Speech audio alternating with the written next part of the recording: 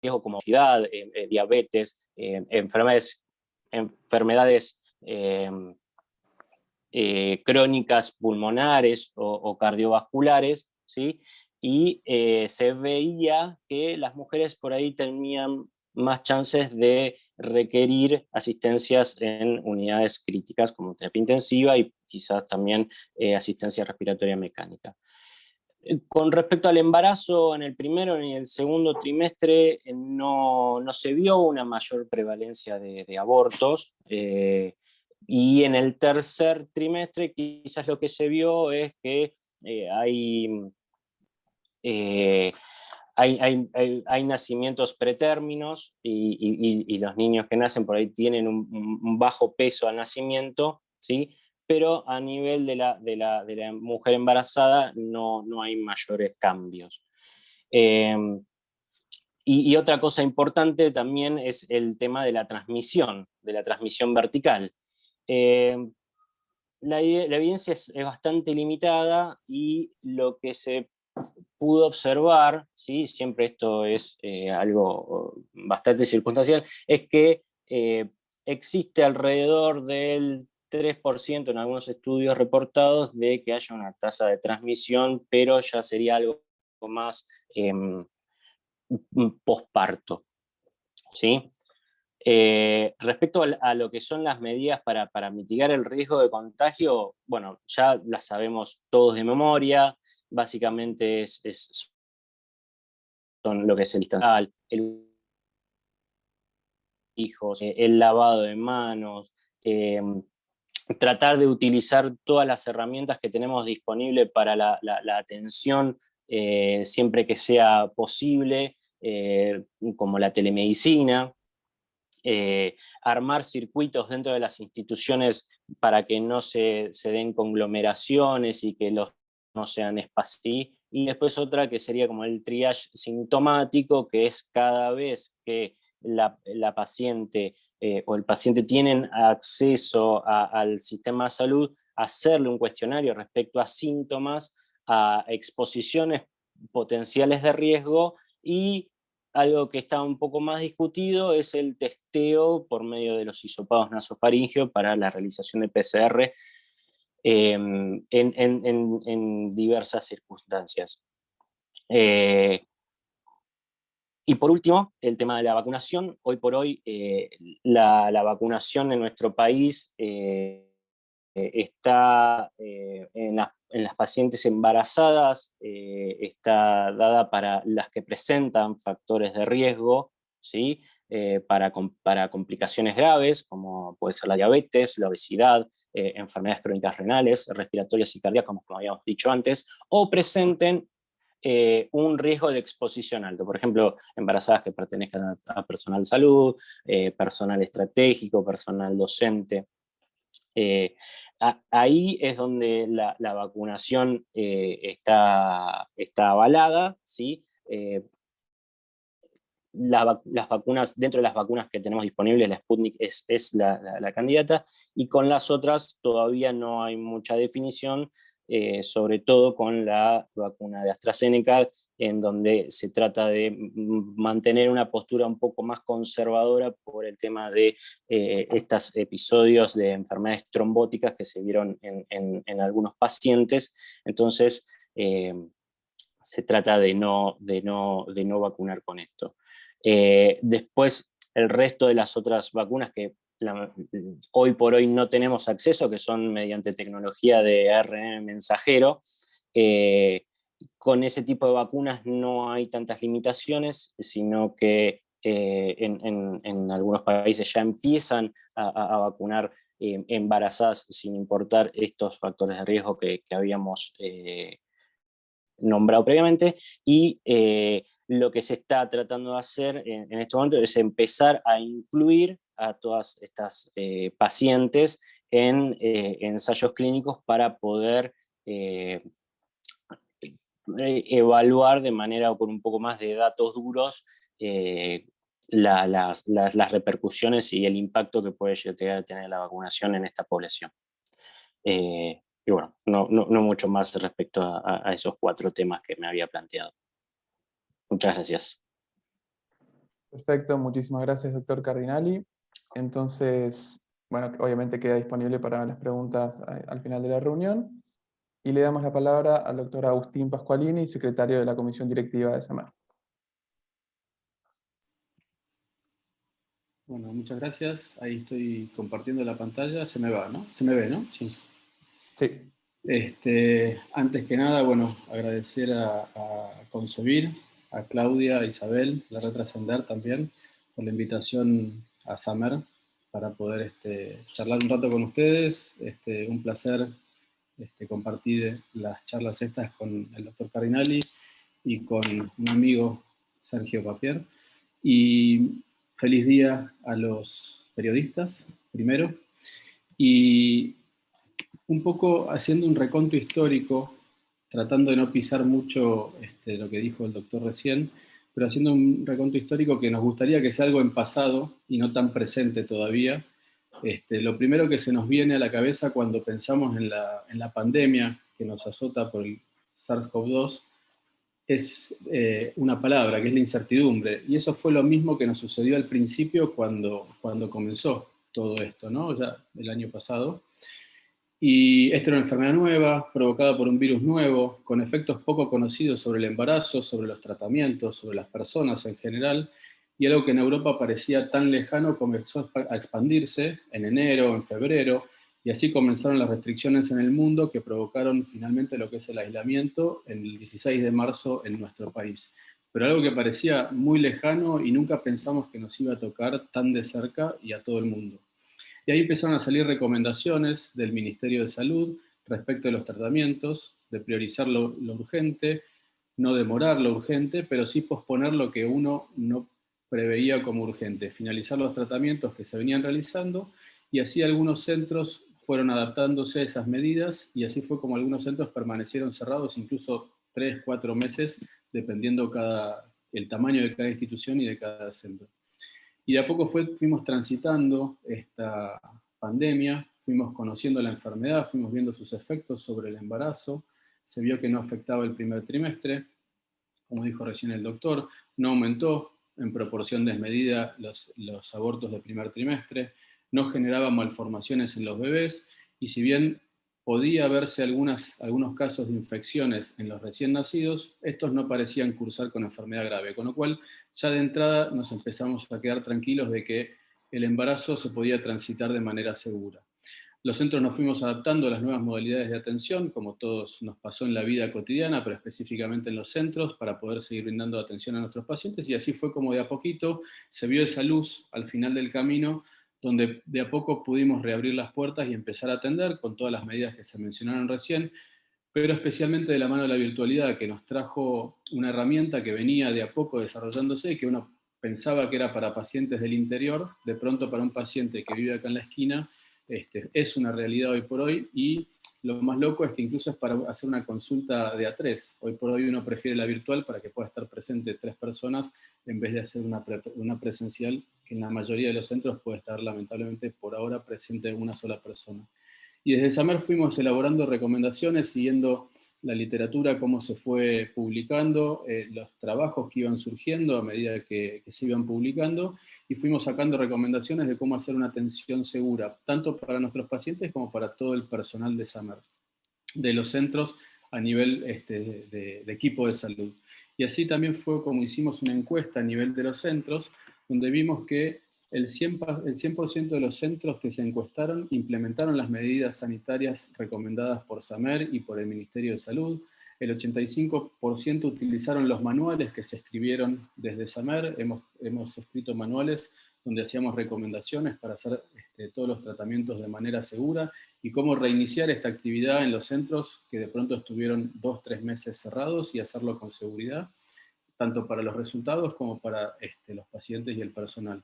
Y teniendo en cuenta que el 82% de los centros encuestados son monovalentes, es decir, que el 82% de los centros solo atienden pacientes ginecológicos o pacientes de fertilidad, con lo cual no comparten con otras especialidades, por lo cual los riesgos se cree que son mucho menores de contagio y de transmisión del virus. Y una cosa importante que se dio a nivel de los tratamientos es que vimos que la mayoría de los centros, si bien esto es habitual en el promedio de edad de las consultas, cuando uno encuestó respecto de los tratamientos que se iniciaron con mayor premura en los centros, fueron tratamientos en mujeres de 40 años o más, lo cual esto es importante porque justamente es el grupo de población que no le conviene perder tiempo y demorar su tratamiento. Y otro de los tratamientos que se vio demorado y que se sigue viendo los efectos todavía de la pandemia es la ovodonación.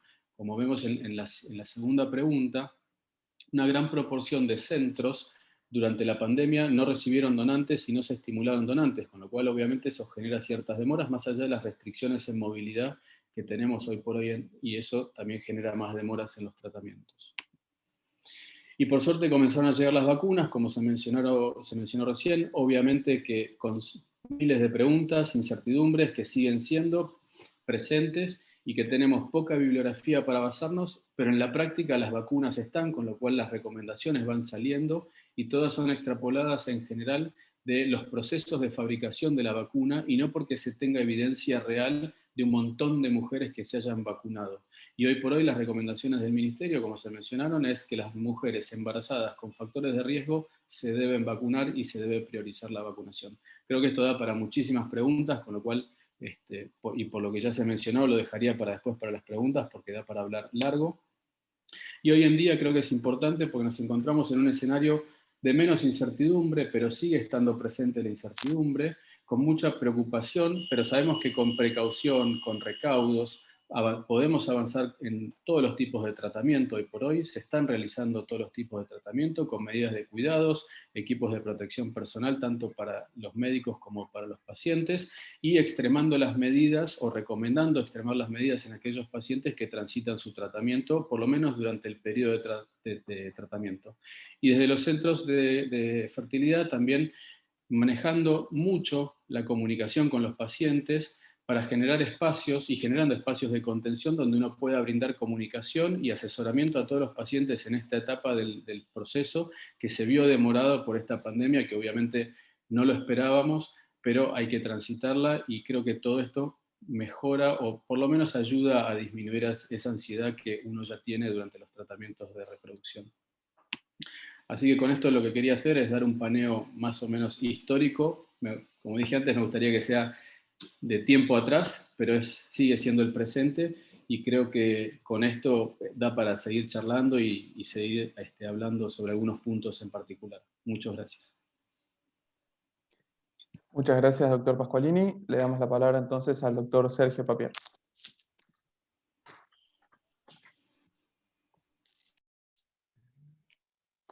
Quería compartir. Bueno, primero, buenos días, buenas tardes a todos.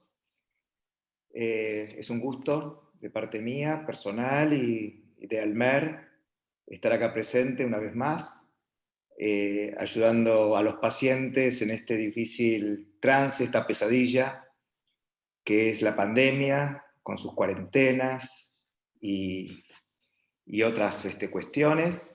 Y bueno, justamente de eso vamos a hablar. Para Almer fue una oportunidad también para cambiar ciertas cuestiones. Y bueno, el año pasado trabajamos muchísimo en lo que es COVID-19 y medicina reproductiva y reproducción, donde hicimos alrededor de 8 encuentros abiertos, trabajando sobre el acceso a los tratamientos. Acceso que ya estaba de alguna manera con ciertas barreras y dificultades y que se acentuó con la pandemia. Así que bueno, lo que les voy a presentar es justamente un poco el resumen de lo que hicimos el año pasado. Bueno, lo voy a compartir. Bien, ahí se ve. Bueno, todo el año pasado trabajamos sobre una visión compartida, no solamente con médicos, sino también con pacientes, del COVID-19, y básicamente enfocándonos en derribar barreras hacia esta nueva realidad, una realidad que el año pasado la pensábamos diferente para este año, y este año realmente nos sorprendió con una segunda ola tal vez más complicada, ¿no?, que la primera.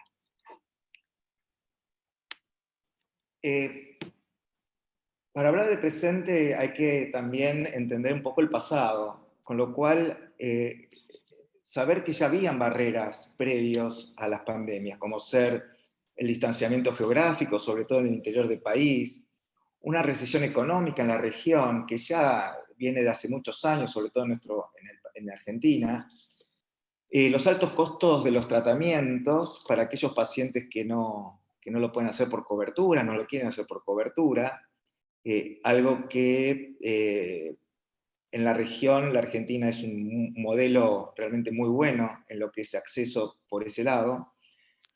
Barreras emocionales, falta de leyes de cobertura, o en el caso nuestro de la implementación correcta de las leyes de cobertura sobre algunas técnicas que se van incorporando, la ausencia del Estado en estas cuestiones, y también aspectos culturales, religiosos, que también intervienen en ciertas decisiones, recién estamos hablando, ¿no?, de leyes que son necesarias para regular la especialidad.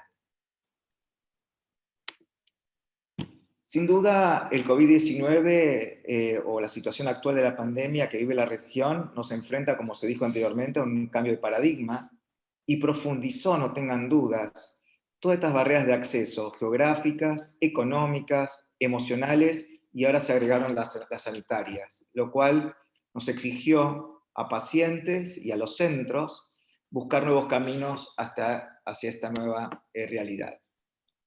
Como recién dijo Agustín, bueno, las diferentes recomendaciones, y esta sigue vigente, que es la de mayo del 2020 del Ministerio de Salud, del Programa Nacional de Técnicas de Reproducción Asistida, donde participamos la Sociedad Argentina como la Asociación Latinoamericana, donde básicamente estos son los 5 puntos más importantes que tienen vigencia. La atención médica a través de la telemedicina, la programación de turnos suficientemente espaciados y lamentablemente sin el acompañamiento muchas veces de las parejas, de las personas, de los pacientes. No cancelar aquellos tratamientos de criopreservación de ovocitos y congelamiento de semen por causas médicas, es decir, todo lo que significa la oncofertilidad. Y en este punto hago un paréntesis. Lo que más creció durante la pandemia, curiosamente, fue la congelación de ovocitos por motivos sociales, que si quieren después lo hablamos en las preguntas. El inicio de los tratamientos de reproducción asistida, de alta complejidad, que resulta impostergable, y dejo esa palabra impostergable porque no se define bien, lo puede definir por edad, lo puede definir por reserva ovárica, pero se puede definir por diferentes situaciones no médicas, y por otro lado la pregunta es quién lo define. Y básicamente, como no se sabía, como dijo recién los colegas anteriores, no se sabía exactamente qué podía pasar con los embarazos, con los recién nacidos, la evaluación en el marco de la relación médico-paciente de transferir o no transferir los embriones, es decir, de terminar el tratamiento transfiriendo los embriones, y aquí entra a jugar algo muy importante, que son consentimientos informados específicos para esta situación que tenemos que vivir. La pregunta es, entonces, ¿quién decide que un tratamiento es impostergable? ¿Y cuál es la definición de impostergable? Lo dejo para después. ¿Y quién decide? ¿El Estado? ¿Deciden las clínicas? ¿Decide el médico? ¿O deciden los pacientes? Yo no tengo dudas, y hablo en nombre de Almer, que quien decide debe ser siempre el paciente. Es decir, empoderar al paciente para que ellos decidan, obviamente, con la correcta información de la situación. Realizamos 2 encuentros, uno con médicos, que se llamó Cumbre Almer el G20, el camino hacia la nueva realidad, y luego lo mismo con la Red Trascender, que es la ONG que nuclea ONGs de pacientes de toda la región. Y lo mismo con el mismo temario. Vamos a hablar de oportunidades, que de alguna manera va a resumir lo que salió, digamos, en estas reuniones. Básicamente, bueno, esta es la parte más médica, de ser más eficientes incorporando tecnología, oportunidad de reducir costos, posibilidad de fusión de clínicas. Recuerden que las clínicas son organizaciones, son pymes, que también sufrieron mucho porque estuvimos 2 meses cerrados, con realmente poca ayuda. Bueno, la necesidad de volver a pactar contratos, además invertir en tecnología para difusión, usar redes sociales, estar cerca de los pacientes en esos 2-3 meses donde nadie podía salir de sus casas, sin mantener vivos a los pacientes. La posibilidad de formar una red de centros, porque se afectó mucho los tratamientos de pacientes que vienen o que venían del exterior, esto sigue hasta el momento. Nuevos modelos de financiación para ayudar a los pacientes que lo hacen de manera privada. Dentro de las organizaciones, una reingeniería de puestos y espacios, entender lo digital como una oportunidad para aumentar el volumen de pacientes, y el acceso, como recién se dijo, por telemedicina a personas que antes no podían llegar a una clínica, y también todo lo que es la parte académica, con eventos académicos online, y bueno, también se nombró la posibilidad de ir incorporando lo que se viene, como ser la inteligencia artificial y el machine learning, que son algoritmos para poder hacer diagnósticos mucho más precisos y más personalizados. Y también generó inquietudes compartidas, como ser que, bueno, la telemedicina generaba en muchos médicos temor a la despersonalización. Eso al menos al principio, y creo que ya todos estamos acostumbrados a atender por telemedicina. La necesidad de nuevas formas de contención con pacientes que hoy son más exigentes y expresivos. Nos surgió la pregunta si luego de esta pandemia iba a haber un baby boom, como ocurrió en otras situaciones así críticas, y la pandemia iba a afectar el deseo de concebir. Ese baby boom que uno esperaba realmente todavía no está surgiendo. Hay que ver qué va a pasar, entiendo yo, a partir del último trimestre, cuando todo ya esté un poco, ya al menos como saliendo un poco de esta situación. La preocupación por parte de las clínicas, porque tenemos que incorporar tecnología y esto significa mucha inversión en un momento de crisis. En definitiva, se nombró al darwinismo, es decir, la supervivencia del más apto. Desde el lado de los pacientes, quiero solamente mencionar 4 frases que me gustaría compartir. La tecnología omnipresente, es decir, que además de tener que necesitar de tecnología para tener un hijo, voy a necesitar tecnología para comunicarme con mi médico. Bueno, esa situación tan nueva, donde hoy conocemos a los pacientes de manera presencial en quirófano y máscara. La famosa montaña rusa de emociones que se hizo mucho más evidente durante la pandemia. Como dije anteriormente, el empoderamiento del paciente para que ellos decidan qué hacer con sus decisiones reproductivas, y la importancia de las medidas de bioseguridad que se nombraron, donde los pacientes se sienten realmente cuidados. Yo creo que las clínicas de fertilidad son los que, dentro de todas, son las que más cuidaron esos aspectos. Como conclusión, entonces, la fertilidad en Latinoamérica enfrenta barreras que dificultan el acceso a los pacientes a los tratamientos de fertilidad previos a las pandemias, y estas limitaciones provocadas por la pandemia COVID-19 están transformando la vida cotidiana de la mayoría de las personas y centros de técnicas de reproducción asistida, profundizando dichas barreras. Y está entonces en todos nosotros gestionar eficientemente estos cambios hacia esta nueva realidad. Muchísimas gracias. Muchas gracias, doctor Papier.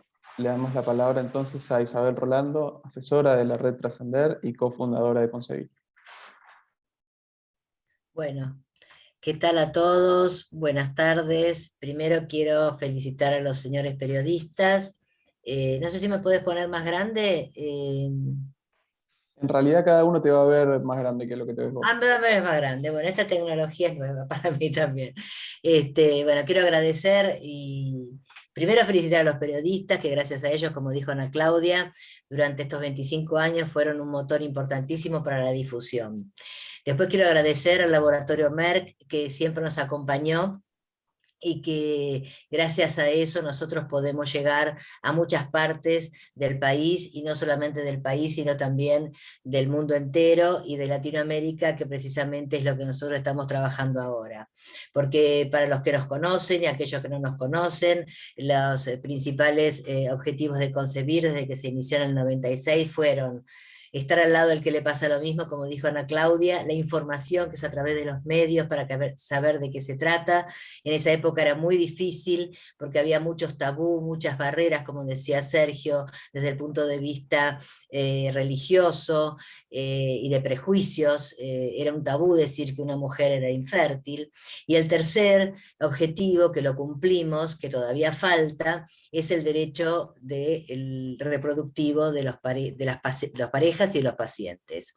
Digo parejas y pacientes y personas porque quiero tomar como rienda de esta campaña del cuidado de la fertilidad, que en realidad son recomendaciones actuales de fertilidad y COVID, que es un tema muy difícil porque, como dijeron todos, hasta ahora no hay evidencia científica que podamos determinar sí o sí que es así la cosa. Hemos hecho durante muchos años campañas por el cuidado de la fertilidad, como por ejemplo la oncofertilidad, preservar la fertilidad antes de un tratamiento, trastornos de la alimentación como la bulimia, anorexia, diabetes, celiaquía. Otra de las muy importantes campañas que hicimos fue la edad de la mujer, por su reserva ovárica, y aconsejar, como dijo Sergio, y ahora está aumentando la vitrificación de óvulos, que eso también conlleva a no decidir por una persona lo que tiene que hacer, pero sí informar que puede preservar su fertilidad, ya sea por postergación de la maternidad o por alguna enfermedad que pueda alterar su fertilidad. Y dentro de este del Mes Internacional del Cuidado de la Fertilidad, quiero resumir muy brevemente el inicio de esto, porque nosotras desde el año 2000 fuimos partícipes de ONG mundiales, tanto de Europa como de América del Norte, de Asia y de África y Latinoamérica, siendo en ese momento solamente nosotras de Latinoamérica, y en el año 2001 la presidenta de aquella Asociación de Fertilidad Americana, porque ya no es más presidenta, la señora Pamela Manson, se le ocurrió conmemorar el mes de junio, porque hacíamos los congresos dentro de los congresos médicos, donde daban un lugar a los pacientes, y se le ocurrió conmemorar el mes de junio, el Mes Internacional del Cuidado de la Fertilidad. Nosotros desde Concebir, con la licenciada Yardón, que fue mi cofundadora de Concebir, hemos traído a la Argentina ese lema, y todo el mundo, ya sea los pacientes, las ONG y los médicos, se acoplaron por suerte, porque no solamente la función de Concebir es estar al lado del que le pasa lo mismo desde el punto de vista de las técnicas de reproducción humana asistida, sino también de informar a la comunidad llena, entera, de qué se trata el cuidado de la fertilidad, como dije anteriormente, con algunos temas. Y a raíz de eso, como la realidad de Europa, Asia y Estados Unidos era distinta a las ONG de Latinoamérica, fundamos en septiembre de 2012 la Red Trascender, que es una red de organizaciones de ONG que representan a personas o parejas que tengan que recurrir a las técnicas de reproducción humana asistida. Haciendo esta breve introducción, quiero hablar desde el punto de vista de los pacientes y del acceso. Argentina fue pionera en América Latina del acceso a las técnicas de reproducción humana asistida, porque casualmente el sábado, el 5 de junio del año 2013, se sancionó, después de batallar muchísimos años con otras ONG, la ley de cobertura de las técnicas de reproducción humana asistida. Y no salió solamente por cuestiones de enfermedad, que la infertilidad tanto masculina como femenina o ambas es una enfermedad, sino que también salió a través de derechos reproductivos. Y fue muy inclusiva porque no abarcaba solamente a la pareja heterosexual con enfermedad, sino a las madres solteras por elección y a las parejas igualitarias femeninas. Eso abrió el marco muy importante para el libre acceso de las técnicas.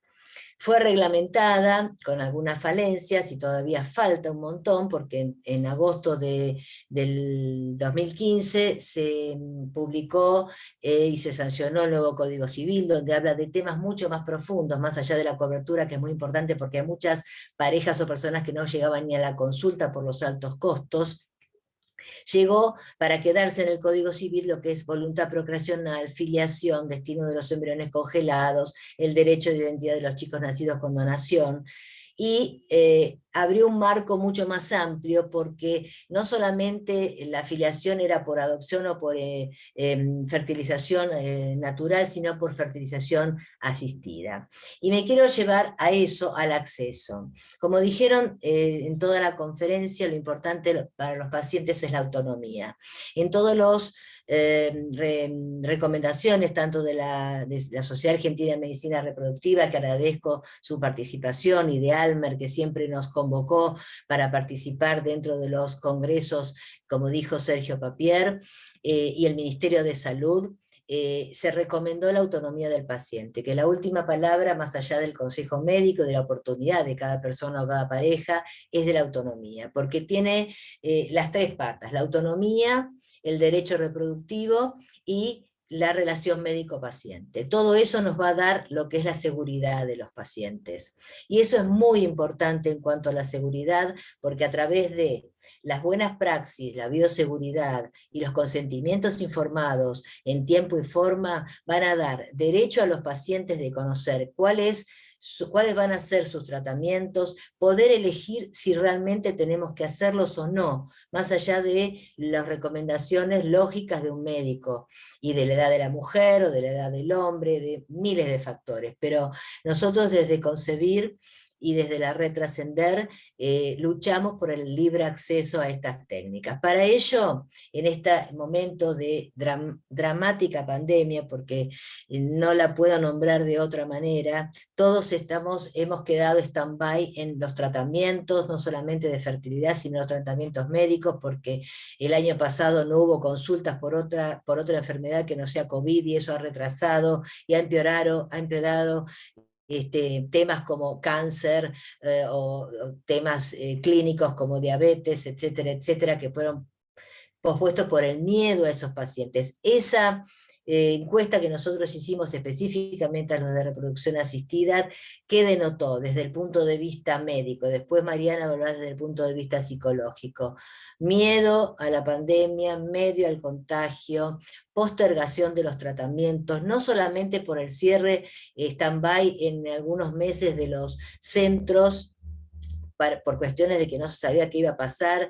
En noviembre empezaron a actuar los centros con todas las medidas del Ministerio de SAMER de bioseguridad, que es fundamental para el paciente, sino también la imposibilidad de volver a autorizar o a reautorizar a través de las medidas de la medicina prepaga o la obra social sus tratamientos. Muchas pacientes o parejas o personas en la encuesta, que fue en un marco bastante importante de personas, se repetía lo mismo, que no solamente se han retrasado los tratamientos por el tema de la pandemia, obviamente que era lo fundamental, sino que cuando empezaban a atender los centros donde se atendían en el momento previo a la pandemia, las obras sociales y las prepagas no autorizaban o tardaban mucho en su autorización. Esa es una de las barreras de acceso que, más allá de la pandemia, obviamente, es de mucha preocupación para los pacientes.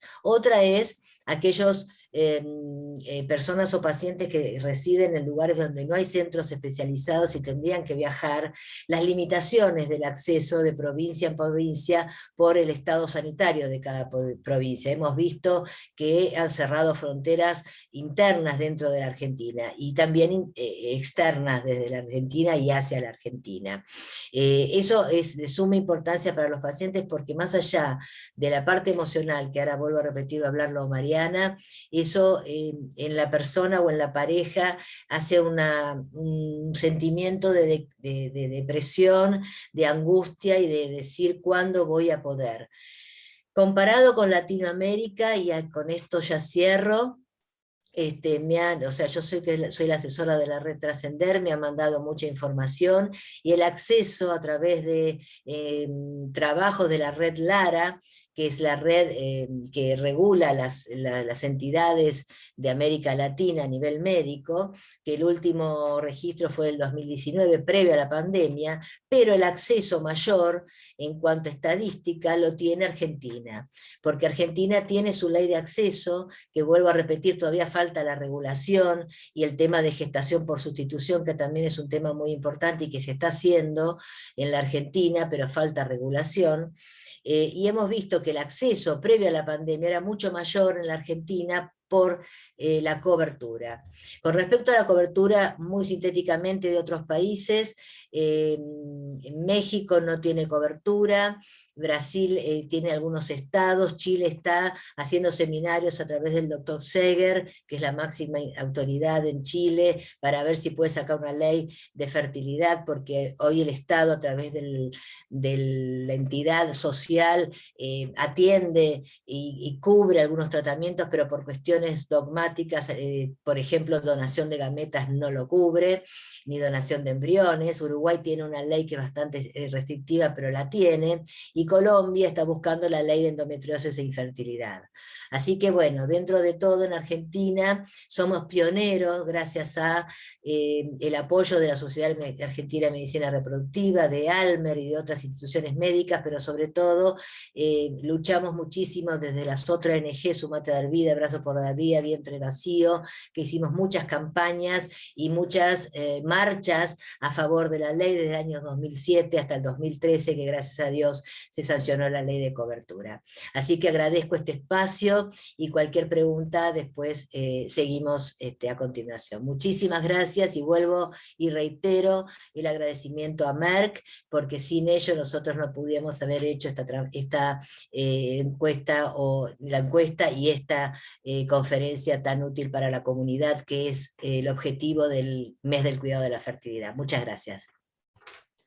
Muchísimas gracias, Isabel. Vamos entonces a escuchar a la última oradora de la tarde, la licenciada Mariana Tomás Moro, coordinadora del equipo de Psicología y Musicoterapia de Concebir. Buenas tardes. Bueno, muy contenta de tener la oportunidad de representar al equipo de Psicología y Musicoterapia de Concebir junto a estos profesionales, y voy a intentar ser lo más concisa posible para poder pasar a las preguntas. Enfocamos un poco, contarles bien breve qué es lo que nos pasa con tanta incertidumbre a nuestro alrededor, y pensamos en algunas recomendaciones también como para poder hacer llegar a la comunidad en general en esta situación. La situación de pandemia, como todos han dicho, fue inesperada y desconocida, y que implicó para todos el desarrollo de nuevas estrategias de afrontamiento. Como en cualquier nueva situación, cuando uno se enfrenta a una situación diferente, tiene que cambiar y aprender, y hay un proceso de adaptación y de aceptación de esta nueva realidad con la que nos enfrentamos. Entonces necesitamos tiempo para procesarla desde lo racional y también desde lo emocional. Las emociones lo que nos dan cuenta es de cómo estamos viviendo esta realidad que nos toca atravesar. Las emociones disparan procesos químicos en nuestro cuerpo, reacciones químicas. Por ejemplo, cuando estamos ante una situación de peligro, con el miedo, por ejemplo, para preservarnos, entre otras sustancias, liberamos adrenalina y cortisol para defendernos o para salir corriendo.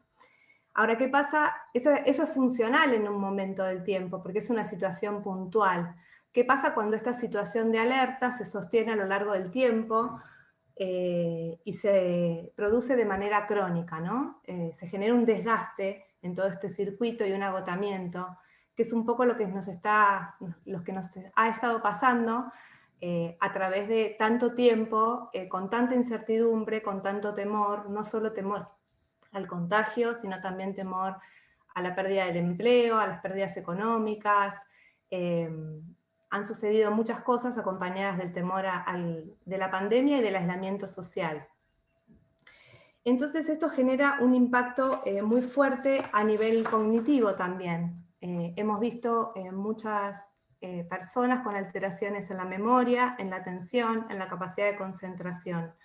Se ha exacerbado la angustia, el desconcierto, la sensación de desprotección y de sentir que las estrategias que estábamos desplegando hasta determinado momento ya no son funcionales. Se han incrementado mucho los conflictos familiares, sobre todo la temática de violencia, ha habido una escalada en las denuncias de violencia de género, se han agravado patologías preexistentes, tanto físicas como psicológicas, porque bueno, durante mucho tiempo no se ha consultado por temor, y en un periodo de tiempo el año pasado no se podía acceder ni siquiera a través de la telemedicina. Se incrementaron notablemente todos los síntomas que tienen que ver con el estrés agudo, los trastornos adaptativos, los trastornos de ansiedad, las alteraciones en la alimentación y en el sueño. Y han aparecido muchos casos, sobre todo en profesionales de la salud, que se describe como el síndrome de burnout o un estrés laboral crónico, ¿sí? Donde se juntan un poco todas estas características de ansiedad, alteraciones de alimentación, sueño, irritabilidad, y se puede llegar hasta la despersonalización. Entonces, ¿qué es lo que nosotros proponemos? En este contexto, intentar priorizar el mensaje de autocuidado, agenciar a la persona para que se sienta útil y activa en la toma de decisiones, ¿sí? Para que pueda encontrar sus propias herramientas y estrategias para hacer frente a lo que le toca, en lugar de solo promover el mensaje del temor o del miedo que debilita, aísla, imposibilita y trae una sensación de desesperanza generalizada. Entonces, lo que nosotros tratamos de trabajar con los pacientes es que intenten organizar una rutina de trabajo y de descanso, que mantengan un cuidado personal, higiene en todos sus aspectos, digamos, desde una rutina de alimentación saludable, que mantengan la calidad del sueño, la cantidad de horas de sueños que tienen que realizar, que aquellas personas que trabajan en su casa y deben compartir con el resto de la familia estas actividades, puedan organizar los horarios, puedan levantarse, cambiarse para enfrentar también la rutina cotidiana, porque pasaba que quizás las personas desarrollaban todas sus actividades con la misma ropa durante todo el día, y eso hacía que dificultaba la organización, ¿no? Era como que era un continuo entre las horas de descanso y las horas laborales, sobre todo al inicio de la pandemia. Realizar todas las consultas de telemedicina que se deban realizar, ¿sí? sin retrasar ninguna consulta por ninguna patología preexistente.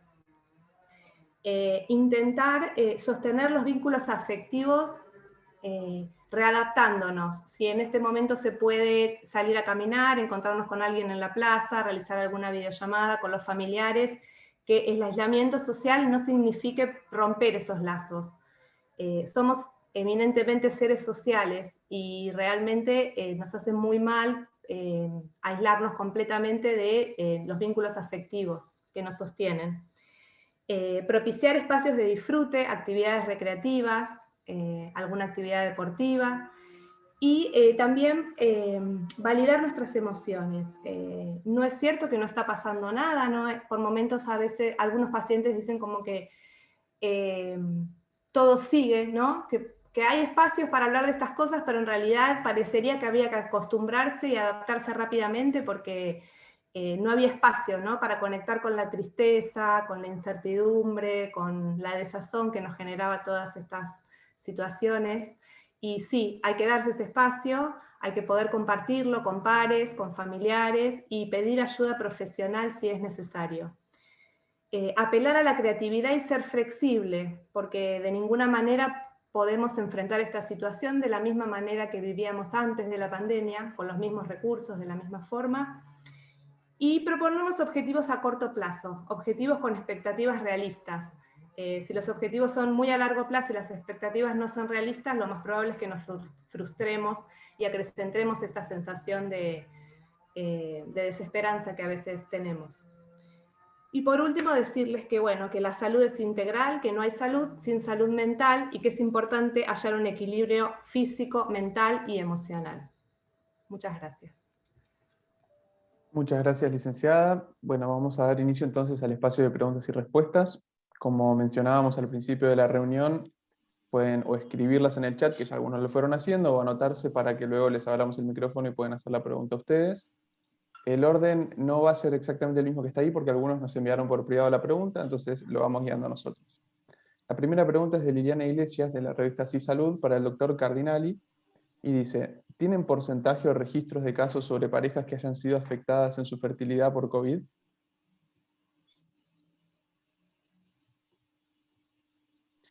Ahí creo que estás muteado, doctor. Ahí estamos.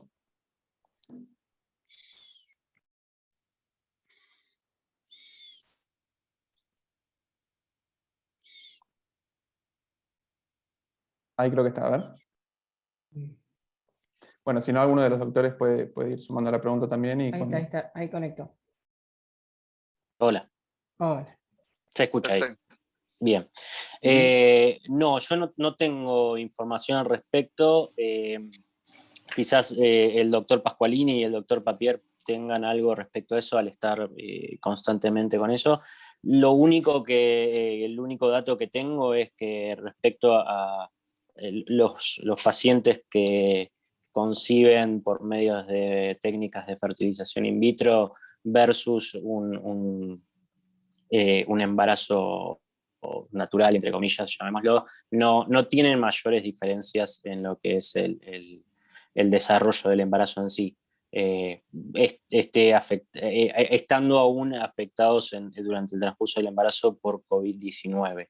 Respecto a la pregunta en sí, no tengo datos. Yo puedo agregar algo si quieren.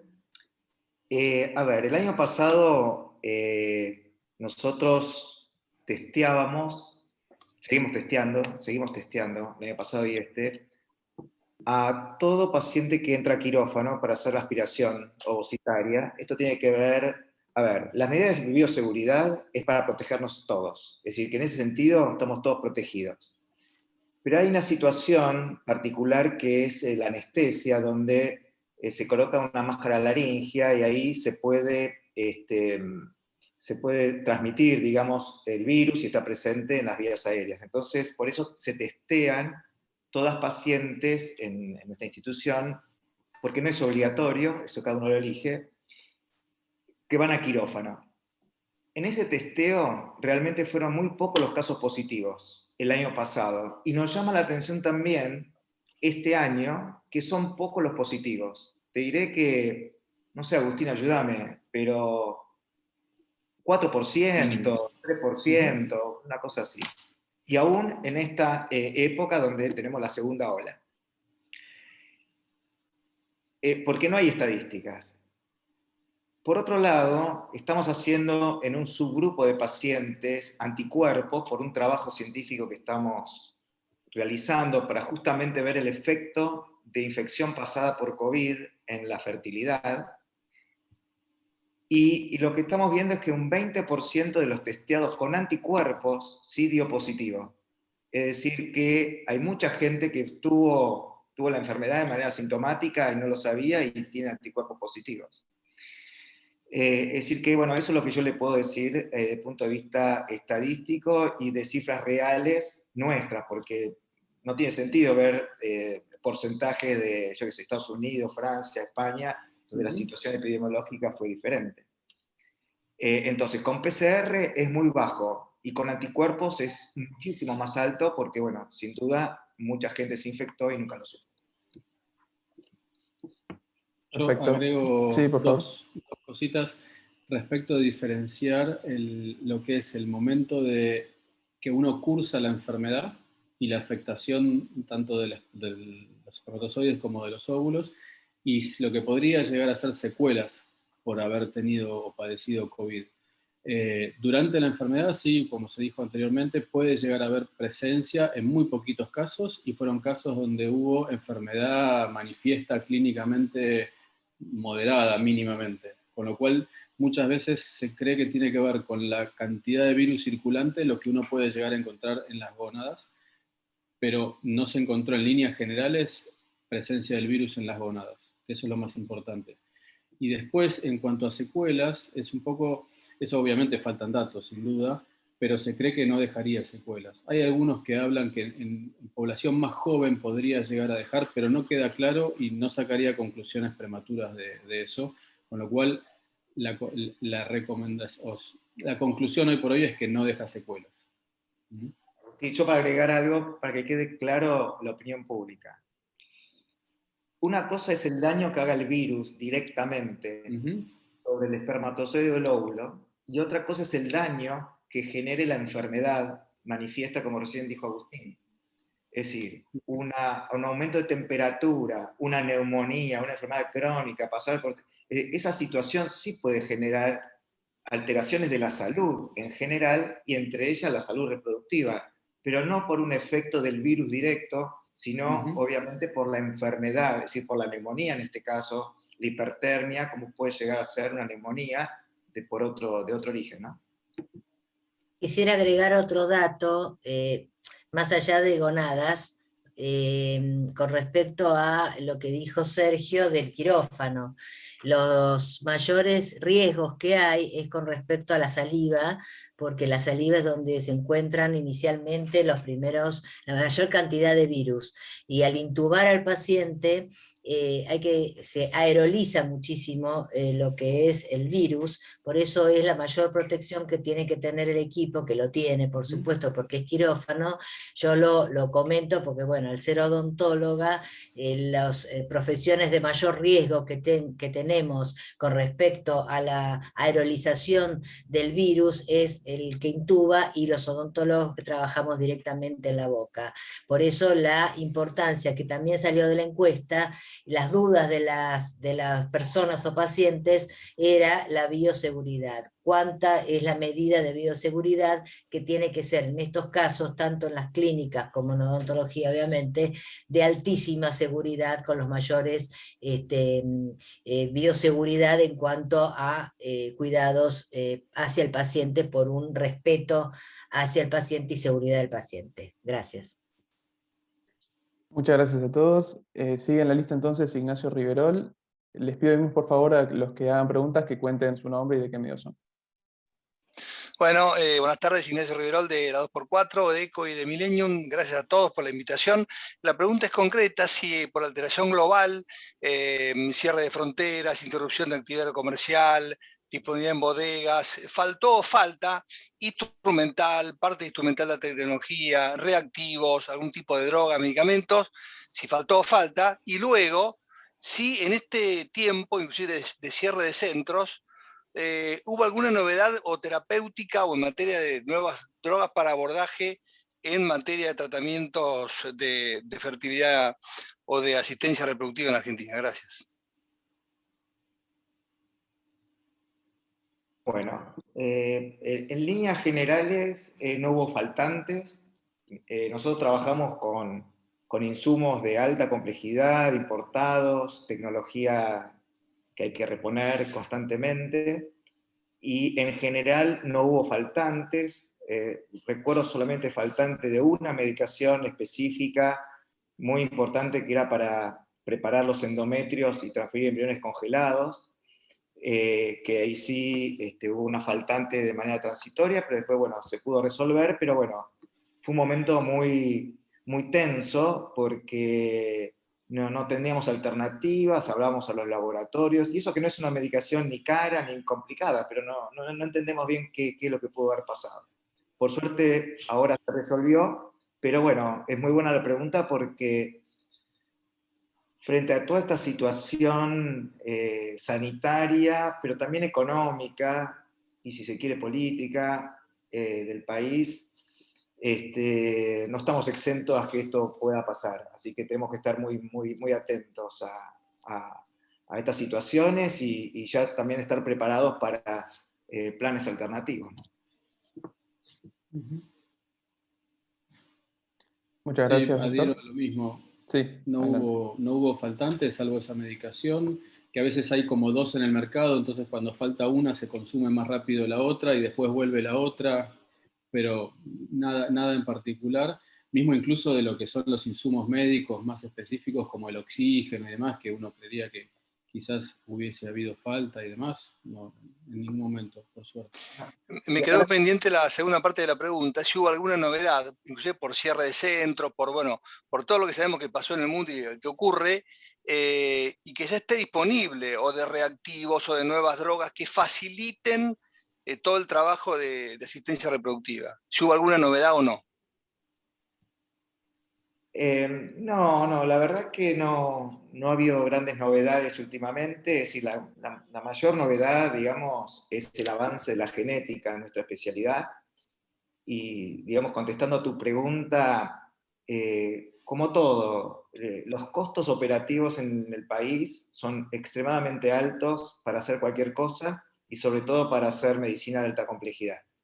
La verdad que nos gustaría tener mayores facilidades, si se quiere, los centros para poder desarrollar no solamente nuestra actividad, sino también las nuevas, como ser la genética reproductiva, el tema de kits, comprar tecnología, etcétera, cosa que, bueno, se hace muy difícil y obviamente en estas situaciones de pandemia se agudizan aún más. Con respecto también a insumos, que no tiene que ver con lo nuestro, pero es importante, sí hubo o hay preocupación por la falta de anestésicos. Hay un anestésico, que no voy a dar el nombre, pero que se usa, es una sedación profunda, y claro, se utiliza en todo el mundo para poder entonces intubar a los pacientes complicados con el COVID, con lo cual esa medicación en particular está faltando, pero no solamente en Argentina, sino en todo el mundo, porque no alcanza la producción, porque nadie esperaba tanta cantidad digamos, de complicaciones y de terapias ocupadas. Bien, muchas gracias. Le damos la palabra entonces a Daniel Rebol. Gracias, Manu. Feliz día para todos. Daniel Rebol, para todos los colegas, ¿no? Daniel Rebol de Radio de la Sierra de Tandil actualmente y Radio Brisa Mar del Plata, Tandil y Pinamar. Primero, doctor Cardinali, mil disculpas y a todos porque micrófono abierto cuando usted exponía sin darme cuenta, es para que no extrañen cuando sonaban los celulares en la presencialidad, en aquellos eventos de conferencia, que ya volverán. Y segundo, por lo que decía Isabel recién tratando de llevar tranquilidad, y la pregunta va para el doctor Pasqualini, específicamente por su presentación, es más que una pregunta, pedirle una opinión. ¿Cómo hace una pareja, una embarazada, para tener tranquilidad de parte de la comunidad científica? Porque nosotros en definitiva somos solamente el medio, por más que muchas veces emitimos opinión y podemos equivocarnos. Si la Organización Mundial de la Salud hace 15 meses decía que el barbijo no era necesario y después dijo que sí, si en el medio aparece la payasa Filomena, y si llegamos a una instancia como la de ahora, donde retiran una vacuna porque causa trombosis, porque aparecen efectos adversos, porque pareciera que la fase 3 está terminada, pero no lo está. Porque me imagino, siendo padre, que en la cabecita de una embarazada no solo está el temor por su vida, sino también por la que está engendrando, y esto se agrava, ¿no? ¿Cuál sería el mensaje después de tantas contradicciones que vivimos? ¿Qué le diría usted a las pacientes cara a cara? Gracias, Doc. Gracias por la pregunta y creo que es un poco la más difícil de todas, porque así como inicié la presentación con la palabra incertidumbre y que me hubiese gustado que esto sea parte del pasado, estamos haciendo el presente. Y creo que en la historia jamás hubo una campaña de vacunación mundial tan grande con todas las vacunas, con una vacuna o varias vacunas contra lo mismo al mismo tiempo. Con lo cual es probable que estemos viendo efectos adversos que si no hubiese tomado un año para vacunar, se hubiese visto más desparramado en el año y quizás uno no le daría tanta importancia como ahora uno le está dando a cada evento adverso que aparece o que se reporta de cada vacuna. No es para minimizarlo, sino que es para tener cuidado porque obviamente estamos viviendo el día a día y eso hace muchas veces que tomemos conclusiones apresuradas. Entonces creo que lo más importante de lo que se pudo aprender es el distanciamiento social sirve, extremar las medidas sirve durante los tratamientos específicamente, después individualmente obviamente hay que mantener esas medidas, pero mucho más extremadas durante los tratamientos, Y yo creo que lo que más tranquilidad le va a dar a los pacientes es saber que hicieron lo mínimamente que está en las manos de uno, porque hay un montón de gente que se cuida y se infecta igual, se contagia, y no se sabe por qué.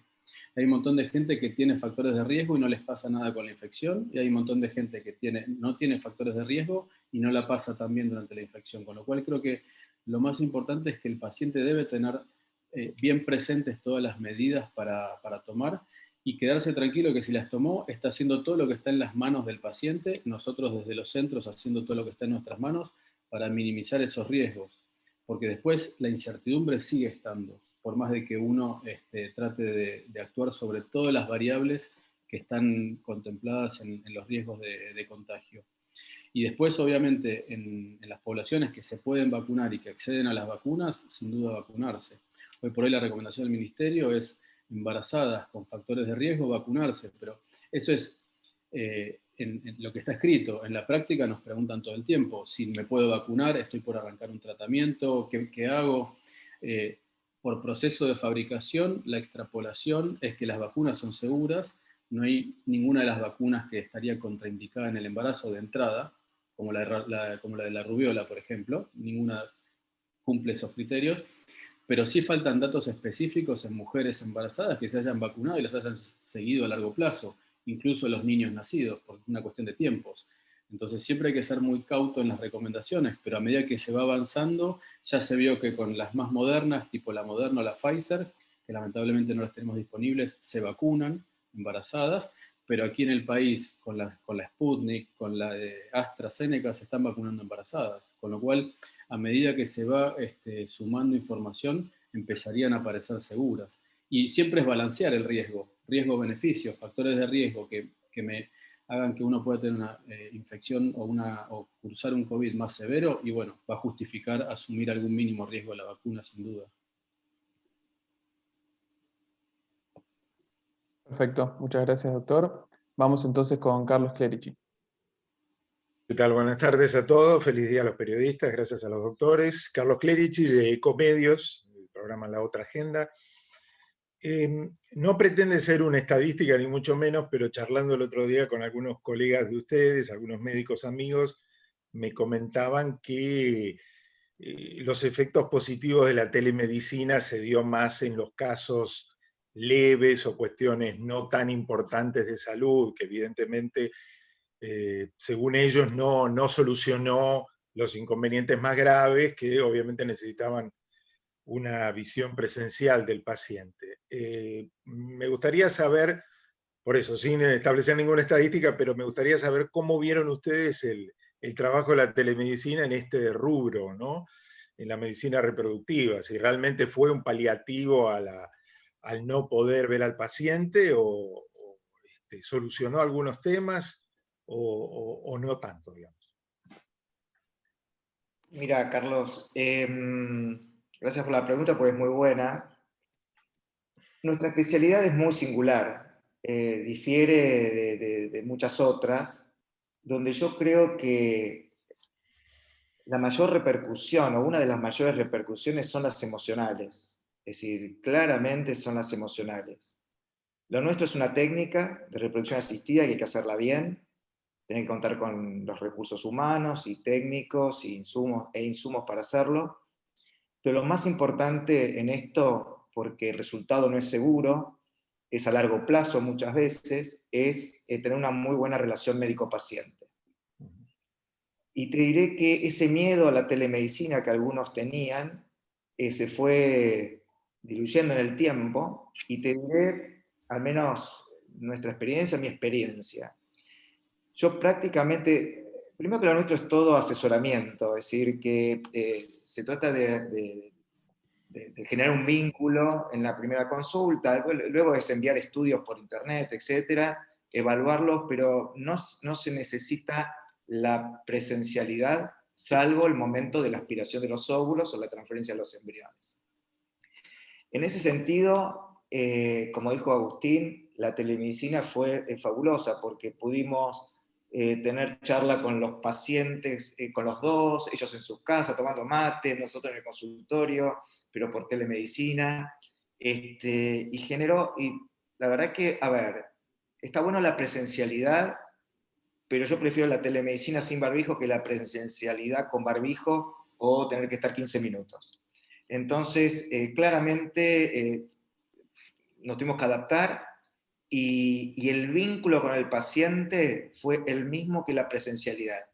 Y más allá de vernos en el quirófano con barbijo y recién ahí conocernos y vernos, la verdad que el vínculo de los dos lados se logró. Así que bienvenido sea la telemedicina, porque no solamente fue muy bueno y es muy bueno en pandemia, sino que va a ser muy bueno a futuro para pacientes que antes venían del interior, viajaban, yo qué sé, 4 o 5 horas, esperaban en la sala de espera, Agustín, 1 hora, 2 horas, saben que en cambio en telemedicina somos media horita, somos precisos en lo que queremos decir, no tienen que esperar, respetamos los tiempos, los turnos, y realmente fue de lo mejor que nos ha pasado en la pandemia. Algo que se iba a venir, pero bueno, se vino de manera abrupta y bueno, creo que nos hemos adaptado bastante bien. Quiero aclarar una cosa, Sergio, que dentro de las encuestas, una de las preguntas era eso, ¿qué beneficio trajo la telemedicina? Precisamente es eso. Nada va a reemplazar la relación médico-paciente presencial desde mi punto de vista, pero en este caso, por las distancias y la falta de poder viajar, como dije anteriormente, por las fronteras cerradas de las provincias, y el tiempo que le podés dedicar al paciente o a la persona es mucho más que si fuera presencial. Eso es fundamental y la gente lo vio y sintió un alivio en cuanto a la atención, en todo sentido de la atención, no solamente la consulta, sino la atención personal del médico y del paciente. Nada más. Muchas gracias, Isabel. Para respetar entonces la agenda, vamos a ir con la última pregunta. Nos dejó acá Leonardo Cosia del sitio iProfesional y Código Salud. Deja 2 preguntas en realidad. Una es, si los pacientes tienen embriones congelados, ¿afecta algo a los embriones si no se los utiliza cuando estaba previsto? Y por otro lado, ¿qué consejos le puede dar a las parejas que quieran iniciar su tratamiento de fertilidad en tiempos de coronavirus? Agustín, dale. Sí, no, el tiempo no afecta el tiempo de congelado o de criopreservación sobre los embriones, no afecta el resultado. Eso está demostrado y no hay un tiempo estipulado de uso. Cada pareja lo puede usar cuando lo desea. Obviamente dependerá si viene de una beta negativa, si viene de una transferencia diferida, si viene de un embarazo y le habían quedado embriones congelados, con lo cual no pasa nada. Sí, lo que puede suceder es que el cambio de estado de congelado a descongelado o al revés, eso sí es lo que puede llegar a afectar, pero hoy por hoy con las técnicas modernas, la vitrificación, los medios, los crioprotectores, hoy por hoy la sobrevida es muy buena, con lo cual no se ve afectado. Y los consejos son los mismos que dije antes, me parece. El cuidado, y con cuidado, y exigiendo el cuidado de todas las partes, uno se puede avanzar con los tratamientos. Nos ha pasado, mismo en los centros, ha pasado que hay contagios y por mantener los cuidados, o sea, que una persona aparece con COVID positivo y en los lugares de trabajo donde se ha respetado el equipo personal, el equipo de protección personal de cada uno de los integrantes del equipo, no hace falta aislar porque no se los considera a sus pares de trabajo contacto estrecho. Entonces creo que eso es fundamental también para el cuidado de todo el equipo y de los pacientes. Entonces, respetar las medidas, creo que ese es el mensaje. No sé, Sergio, si querés saber. No, yo quería agregar que al contrario, me gustaría puntualizar que la criopreservación con las técnicas nuevas de vitrificación son realmente muy buenas, con muy buena sobrevida, prácticamente el 100%, tanto de óvulos como de embriones. Pero resultó ser una alternativa muy valiosa en momentos de COVID, porque muchos pacientes decidieron congelar sus embriones y no transferirlos para no tener, yo que sé, alguna complicación durante el embarazo, tener un parto con el sistema de salud, digamos, agotado. Así que, al contrario, la criopreservación de embriones terminó siendo una oportunidad para poder no postergar gran parte de su tratamiento y poder transferir en un momento más de mayor tranquilidad sanitaria. Bárbaro, muchas gracias. Entonces escuchamos a Ana Claudia para hacer un pequeño cierre. Bueno, realmente muchas gracias a todos, muy enriquecedor. Uno se va con mucha información de excelente calidad y también con la seguridad de que estamos transmitiendo lo mejor para nuestro entorno, para nuestras familias, para que estén todos tranquilos de que se puede seguir cuidando justamente lo que decían los profesionales, ¿no? Respetando las medidas, respetándonos, ¿m? Respetando esta etapa y aceptándola, porque bueno, nada, vino y hay que adaptarse a las circunstancias, y nada mejor que escucharlos a todos estos profesionales maravillosos que nos han regalado su tiempo. Agradecerle a todos, y sobre todo a nuestros queridos periodistas que hace mucho que están ya conectados, y me imagino que se van con un montón de cosas interesantes para transmitir. Gracias por su tiempo, gracias por estar, gracias por compartir, gracias por ser ese bracito más, esa mano que se extiende y difunde esto que todos nosotros, profesionales y pacientes, queremos dar: buena información y tranquilidad, que en esta época nos hace mucha falta. Así que agradecerle a todos por su tiempo y por la calidad del mensaje. Buenas tardes. Muchas gracias a todos. Muchas gracias. Muchas gracias. Muchas gracias. Gracias. Chao. Buenas Hasta luego. tardes. Buenas Chao, tardes. chao. Gracias.